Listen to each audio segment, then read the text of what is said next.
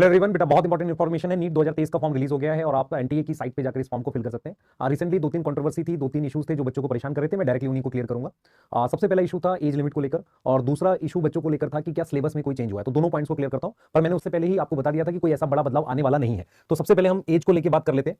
तो एज में जो एलिजिबिलिटी है हमारा, उसको लेकर ब्रोशर में जो दे रखा है वो हम एक बार देख लेते हैं।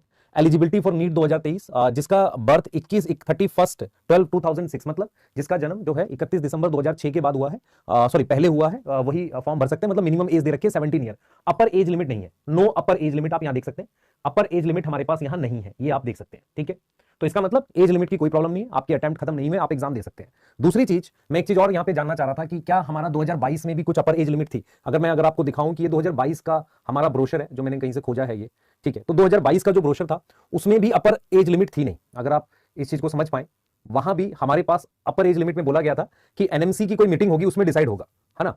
हमारे पास एनएमसी की कोई मीटिंग होगी उसमें डिसाइड होगा, पर कोई एज लिमिट उस वक्त नहीं दिया गया था। मतलब अगर एज लिमिट की बात करें तो देख लीजिए, यहां पर लिखा हुआ है कि एज सच कोई अपर एज लिमिट नहीं है। एनएमसी की मीटिंग 21 अक्टूबर 2021 को कुछ होनी थी, वहां से डिसाइड हुआ कि अपर एज लिमिट नहीं है, मतलब ऐसा कुछ बोला उन्होंने। ठीक है, तो इसका मतलब लास्ट ईयर भी अपर एज लिमिट नहीं थी, इस साल भी अपर एज लिमिट नहीं है। दूसरी चीज जो मैंने इस साल भी आपको मतलब बताया था कि सिलेबस में कोई चेंज नहीं होगा।